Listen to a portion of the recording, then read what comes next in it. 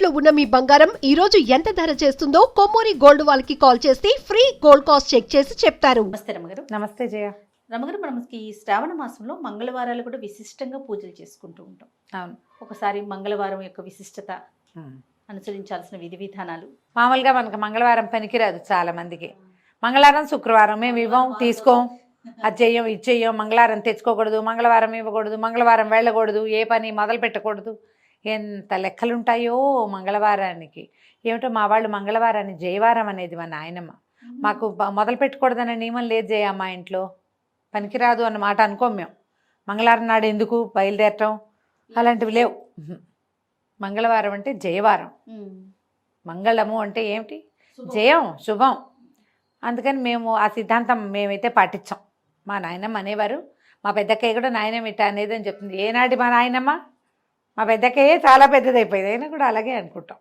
అలా నమ్మకం లేదు, కానీ చాలా మందికి ఉంటుంది.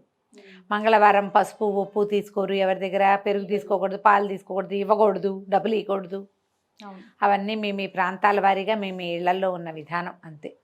ఈ మంగళవారాన్ని సంవత్సరం అంతా మనం పెద్దగా పాటించకపోయినా శ్రావణ మంగళవారాలు మాత్రం విశేషంగా చెప్తారు.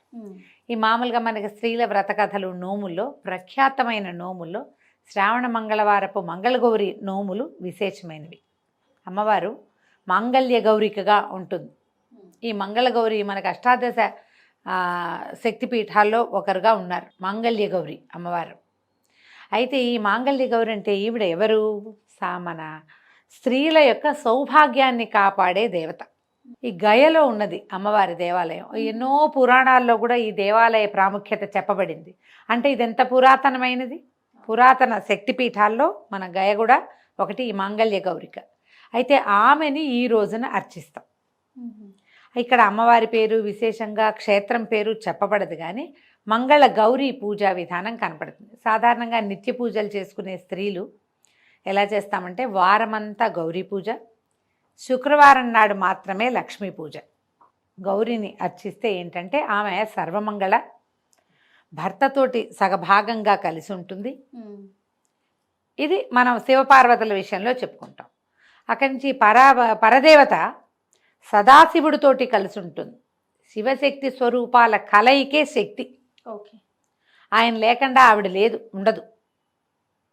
మనం సృష్టిలో కూడా, సృష్టి క్రమంలో కూడా భర్తతో కలిసి ఉన్న స్వరూపంలోనే అమ్మవారు కనపడుతుంది. మనకి షట్చక్రాలు చెప్తారు. షట్చక్రాలు చెప్పి సహస్రారం 7వ చక్రంగా చెప్పబడుతుంది. 6 చక్రాలు ఉన్నాయి. ఈ 6 చక్రాలలోనూ కూడా అమ్మవారు భర్తతో కలిసి ఉంటుంది, ఒక్కొక్క చోట ఒక్కొక్క స్వరూపంలో.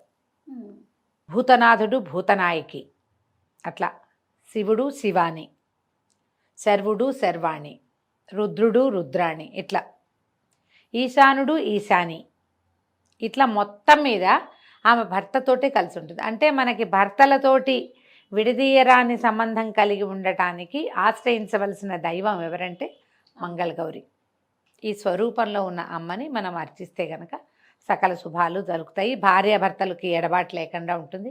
గొడవలు కొట్లాటలు రాకుండా ఉంటాయి. ఏదైనా చిన్న పొన్న సంసారాల్లో వస్తాయి, కానీ అవి చిలికి చిలికి గాలివానలు కాకుండా, సంసార విచ్ఛేది కాకుండా, గృహ విచ్ఛేదాలకి దారి తీయకుండా ఉంటుందని వివాహం అవగానే కొత్తగా పెళ్ళైన పిల్లలతోటి మంగళగౌరి నోము పట్టిస్తారు. కొన్ని ప్రాంతాల్లో కన్యగౌరి నోము విధానాలు ఉంటాయి. 9వ ఏడు వచ్చేసరికి 8వ ఏటో ఇప్పుడు పట్టిస్తారు. ఇది పూర్వమట 5వ ఏట నుంచి పట్టించేవాళ్ళు. ఈ కన్యగౌరి నోములు పట్టించడం ఒక విధానం ఉండేది. ఇప్పుడు మనం ఆ ఎర్లీ పెళ్ళిళ్ళ విధానాలు అవి పోయినాయి కదా. పిల్లలు కొంచెం కాస్త ఈడేరక ముందే మొదలు పెడతారు. ఇంచుమించుగా పిల్లలు పెద్దవాళ్ళు అయ్యేసరికి ఆ నోములు తీర్చేస్తారు. 5 సంవత్సరాలు చేయాలి దీని నియమం, 5 ఏళ్ళు. ఈ 5 ఏళ్లలో ఏటా వాయనాలు పెరుగుతాయి. తొలి సంవత్సరం 5 ముత్తైదువులకి వాయనం ఇస్తాం, 2వ సంవత్సరం 10, 3 15, 4 20, 5వ సంవత్సరానికి 25 మంది ముత్తైదువులకి వాయనం ఇవ్వాలి. ఇది జాతుల నియమం. కొన్ని చోట్ల ఉంటుంది, కొంతమందికి ఉండదు. బ్రాహ్మణ ముత్తైదువులు అయితే వాళ్ళకే ఇవ్వాలనే నియమం కొన్ని ఊళ్ళల్లో ఉంటుంది, కొన్ని చోట్ల అట్లా ఉండదు, అందరికీ ఇస్తారు. మిగిలిన జాతుల్లో మంగళగౌరి నోములు పట్టుకున్న వాళ్ళకి ఆ నియమం ఉండదు. ఎవరికైనా సరే కాళ్ళకి పసుపు రాసి బొట్టు పెట్టి కాటుకిచ్చి వాయనం ఇవ్వటం విధానంగా కనిపిస్తుంది. దీనికి కూడా ఏంటంటే మన వరలక్ష్మి వ్రతంలో ఎట్లాగో ఇక్కడ కూడా అలాగే ఈ మన తోర పూజ ఉంటుంది. తోర ఈ పూజ చేసుకోవటం, దీనికి మంగళగౌరి వ్రతాలకి నియమంగా చేసేవి ఏంటంటే ఆవునేతి దీపాలు. ఆమె ఆవునేతి దీపాలలో ఉంటుంది మంగళగౌరి. స్వచ్ఛమైన ఆవునేతితో పెట్టిన దీప కళికలో ఆమె ఉంటుందన్నమాట మంగళగౌరి. ఆమెకు అత్యంత ప్రీతిపాత్రమైన స్థానం అదట. తర్వాత ఏం చేస్తారు, ఆవునేతి దీపాలు, ఆ దీపాలు కూడా చలిమిడితో దీపారాధన, శనగలు నివేదన, పాయసము పులగము నివేదన చేస్తారు. చేసి ఈ పూజ మొత్తం పూజ పూర్తి చేసుకున్నాక అవసానంలోకి వచ్చాక తోర పూజ చేస్తారు. తోరం కట్టుకుని అప్పుడు అమ్మవారి కథ వింటారు. ఈ కథ వినేటప్పుడు ఏం చేస్తారంటే కత్తికి నెయ్యి రాసి ఈ ఆవునేతి దీపం మీద కత్తి పట్టుకుంటే ఈ ఆవునేతి పొగ ఈ కత్తికి పారుతుంది కాటికలాగా. అది కంటికి ధరించాలి. ఆ కంటికి ధరిస్తే మంచిది. ఎంత అద్భుతమైన విషయాలు కదా రమ్మగారు. మరి ఆవునేతి దీపారాధన మీద వచ్చిన కాటుక కంటికి మంచిది. మనం ఆముదం దీపం పెట్టుకుంటాం. అవును. ఇలా ప్రత్యేకంగా మన శ్రావణ మంగళవారం కాటుక విశేషమైంది. ఆ కాటుక పెట్టుకోవాలి. నోవు లేకపోయినా సరే మనకి వాళ్ళు ఎవరో తెచ్చారు, ఆ కాటుక పెట్టుకుంటే బాగుంటుంది. చేయొచ్చు అట్లా. ఇనపదానికి ఈ కత్తి అంటే అదేదో వేరేది ఉండదు కదా, ఇనప కత్తులు ఉంటాయి. ఇనపదాని మీద పారిన కాటుక కూడా మంచిది. వెండి పళ్ళాలకి వాటికి పారిచ్చరు, ఇనపదే ఉండాలి. అందుకని కత్తి కాటుక పట్టించడం అంటారు దాన్ని. కత్తికి పట్టడం. అక్కడి నుంచి మొట్టమొదట పూజ అవగానే బుట్టవాయనం అని కొన్ని ప్రాంతాలు ఎత్తారు. మా వాళ్ళందరికీ కూడా బుట్టవాయనమే. ఇలా పూజ నుంచి లేవగానే ఎవరన్నా ముత్తైదుని ఇంటికి వచ్చేలాగా ఏర్పరచుకొని ఒక తోరం కట్టి ఆమెకు కాటుకిచ్చి పసుపు రాసి బొట్టు పెట్టి వాయనం ఇస్తారు. ఇస్తనమ్మ వాయనం, పుచ్చుకుంటున్నమ్మ వాయనం, 5 మాటలు మనం అంటాం, 3 మాటలు మనం అంటాం. వాళ్ళు కూడా పుచ్చుకుంటున్నమ్మ వాయనం అంటారు. ఎవరమ్మా నా చేతి వాయనం అందుకున్నది అంటే నేనమ్మా మంగళగౌరిని అని చెప్తారు ముత్తైదు. కోరితనమ్మా వరం అని వీళ్ళు అడిగితే ఇస్తేనమ్మా వరం అని అవతల వాళ్ళు అంటారు. ఇది మొత్తం అన్ని వాయనాలకి ఇవ్వాలన్న నియమం లేదు. బుట్ట వాయనానికి ఇస్తారు. మీ ప్రాంతాల పద్ధతులు ఉంటే ఇది వరలక్ష్మి వ్రతం వాటిలలో అది కనపడదు, మంగళగౌరికే అది కనిపిస్తుంది అనమాట. ఈ వాయనం ఇవ్వటం. తర్వాత 5గురికి ఇవ్వాలంటే 5గురికి సూర్యాస్తమయం లోపల మొత్తం వాయనాలు ఇచ్చేయాలి. పెరుగుతారా పెరగరా, ఏటా పెంచుకోవాలా, ఈ వారం చెప్తే వచ్చే వారం డబల్ ఇవ్వాలా, అవన్నీ కూడా మీ ఇళ్లల్లో ఉండే విధానము. 4 మంగళవారాలు ఉంటే ఆడపిల్లలకి గప్పుకుని ఏ ఇబ్బందో వస్తుంది. ఓ వారం కుదరలేదు అనుకో, మంచి రోజులు కాదు, అప్పుడు ఏం చేస్తారు, తర్వాత వారం ముందు వారం మానేసిన వాయినాలు కూడా ఇప్పిస్తారు. కొన్ని ప్రాంతాల్లో ఉంటుంది. మొన్న ఎవరో కలిశారు, అలా ఉండదండి మేము అలా చేయము అని చెప్పారు. అదేలేండి, కొంతమందికి ఇలా ఉంటుంది. ఓ వారం మానేస్తే ఇప్పుడు 25 మంది ముత్తైదువులకి ఇవ్వాలి 5వ సంవత్సరంలో. ఓ వారం మానేస్తే 50 మంది ముత్తైదువులని వెతుక్కోవద్దు, ఇళ్ళంబడి పడి తిరగాల్సి వస్తాం. అవన్నీ కొంచెం ఇబ్బంది అవుతాయి. అందుకని ఏ అత్తగారో ఆ అమెండ్మెంట్లు అవి మానేసినట్టున్నారు. వాళ్ళకు ధన్యజీవులు అలాంటిది ఏదైనా కుదిరితే చేసుకోవచ్చు. మీ పద్ధతి ప్రకారం వెళ్ళండి. దీనికి శ్రావణ మంగళవారానికి ఒక ప్రత్యేకమైన కథ చెప్పబడుతుంది. ఈ కథా కాలక్షేపమే చాలా ముఖ్యమైనది. ఇందులో పూజ అంతా లైన్ మామూలే, లడ్డువారీలని చేస్తారు. ఏం చేస్తారంటే 5 ఉండలు చేసి పాములాగా చేస్తారు. దాన్ని ఈ ఉండల మీద ఇట్లా వేస్తారనమాట. తర్వాత ఈ పూజ కూడా అమ్మవారికి ఆ పీట మీద అష్టదళ పద్మం వేయాలి. పద్మాలు పెట్టి అమ్మవారిని కూర్చోబెట్టుకోవాలి. పద్మాలు వేయటం, చిన్న చిన్న పువ్వులు వేస్తారు, వేసి అమ్మవారిని కూర్చోబెడతారు. ఈ కూర్చోబెట్టడానికి మంగళగౌరిని ఎట్లా చేయాలి, మనకి ప్రతిమ ఉండదు కదంటే పసుపు గౌరి. కొన్ని చోట్ల గుండ్రంగా చేస్తే గౌరి అంటారు, కొన్ని చోట్ల పొడుగ్గా చేస్తే గౌరి అంటారు. మా ఇళ్లలో పసుపుని ఇట్లా పొడుగ్గా చేసుకుంటాం, త్రికోణంగా అంతే పైకి చేస్తారు. నిలబెట్టిన గౌరీ స్వరూపాన్ని వినాయకుడిని కూడా చేసుకుంటాం. వినాయకుడిని మొదట పూజ చేసి పక్కకు పెట్టి గౌరీ పూజా విధానంలోకి వెళ్తాం. ఈ శ్రావణ మంగళవారపు కాటుకని చక్క భద్రంగా దాచిపెట్టుకుంటే సంవత్సరం అంతా పెట్టుకోవచ్చు. నేనేం చేసేదాన్ని అంటే కత్తి కాటుకు పట్టించి ఎవరికైనా కత్తి ఇట్లా చూపించడం నాకు ఇష్టం ఉండేది కాదు. అసలు కొందరి ఇళ్లలో ఆ కత్తులు కడగరు కూడా. మొత్తం 5 వారాలు 4 వారాలు అదే కత్తి ఏమిటో దుమ్ముగా అయిపోతుంది, కళ్ళకి మంచిది కాదని ఒక భయంగా ఉండేది. మొట్టమొదటి వాయనం ఇచ్చేశాక జాగ్రత్తగా ఒక వెండి భరిణిలోకి ఆ కాటుక తీసేసుకునేదాన్ని. నేను తీసేసి కొంచెం ఆవు నెయ్యి వేసి రంగరించి పెట్టుకునేదాన్ని. నేను అదే పట్టుకెళ్ళి ఇచ్చేదాన్ని. నేను ఇలాగే చేశాను. పిఎస్ నారాయణ గారిని రైటర్ మన ఇంటి దగ్గరే ఉండేవారు. ఆవిడ డాక్టర్ గారి భార్య చక్కగా తెస్తారు కాటుకనేవారు, పెట్టుకునేవారు ఆవిడ చాలా ఇష్టంగా. ఆ తర్వాత ఆ కాటుకని మా పిన్నత్త గారు కూడా ఒక ఆవిడకి వారికి ఇస్తుండేదాన్ని, ఏడాదంతా పెట్టుకునేవారు.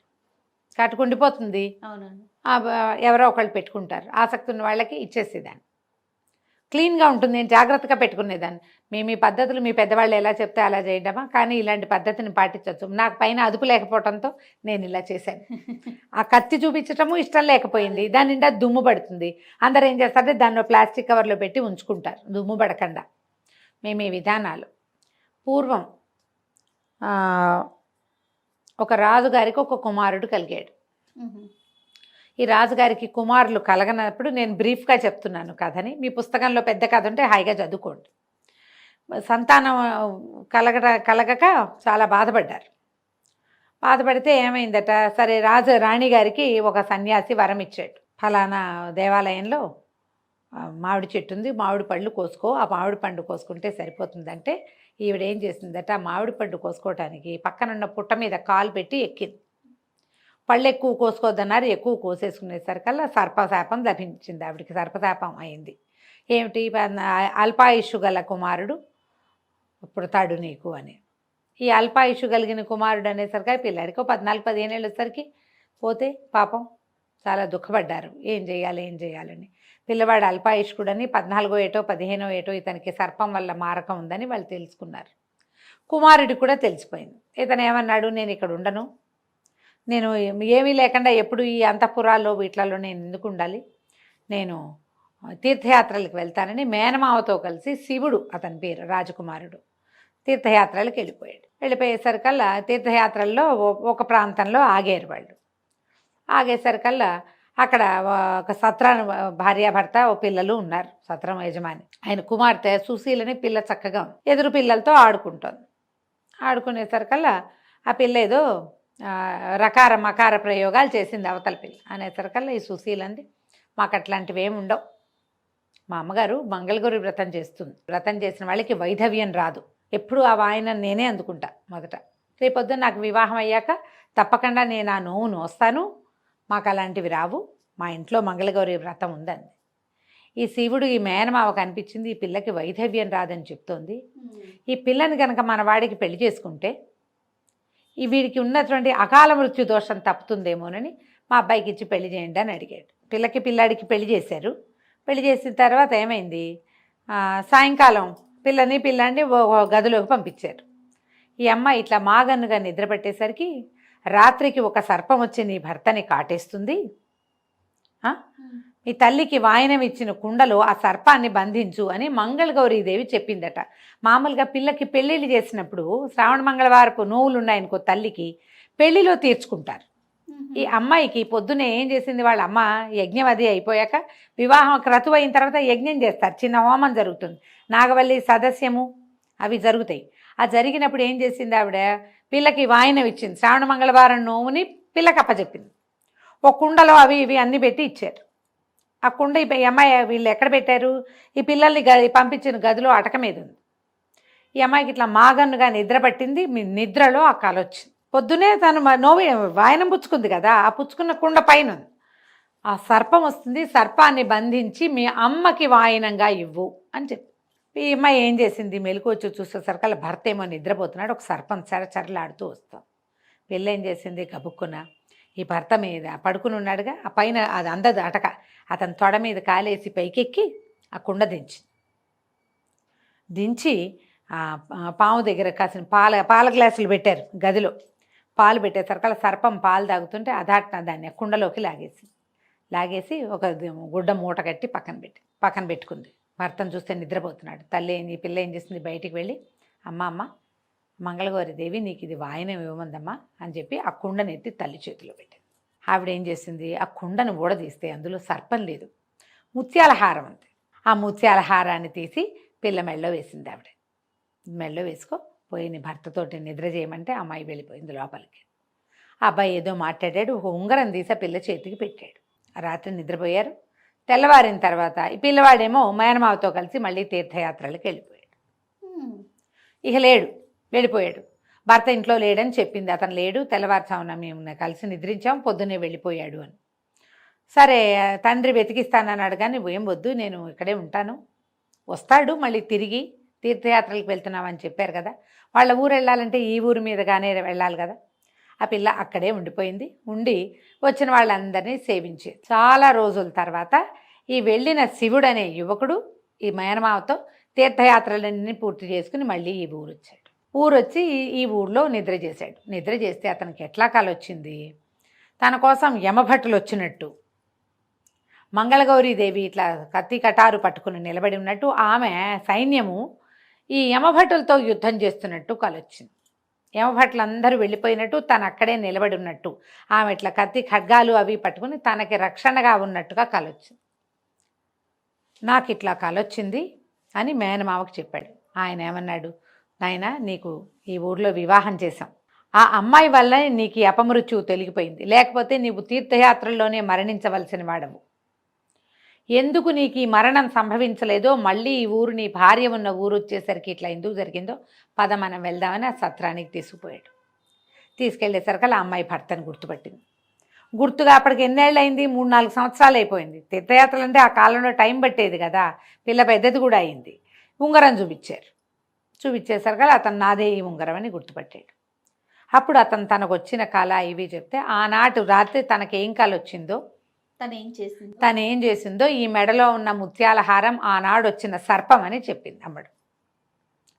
చాలా సంతోషించాడు మేనమామ. నేను ఒక విశేషమైన పని చేశాను, మా అక్కయ్య శాపగ్రస్తురాలైన అయ్యి కుమారుణ్ణి ఇట్లాగా అల్పాయుష్వాణ్ణి కన్నప్పటికీ ఈ మంగళగౌరి ఆరాధనతో పిల్లవాడు బతికాడని వాళ్ళకి మంచి మాటలు చెప్పి ఈ పిల్లను కూడా తీసుకుపోయాడు. అయితే ఈ అమ్మాయి శ్రావణ మంగళవారం నువ్వులు నోచుకోవటం మొదలుపెట్టింది. అప్పటికి అది 4వ సంవత్సరమో 5వ సంవత్సరం వచ్చేసింది. పెళ్ళవగానే ఇక భర్తలు ఉన్నారా లేదా, తమతో ఉన్నారా, కాపురాన్ని పంపారా లేదు, నోవులు మాత్రం మొదలుపెట్టిచ్చేస్తారు. ఆ అమ్మాయి ఏం చేసింది, శ్రావణ మంగళవారపు కాటుకని ఒక భరిణెలో పెట్టుకునేది, పట్టుకెళ్ళింది. తీరా ఈ కొడుకు కోసం ఏడ్చి ఏడ్చి ఆ శివుడు యొక్క అమ్మా నాన్నకి కళ్ళు పోయినాయట.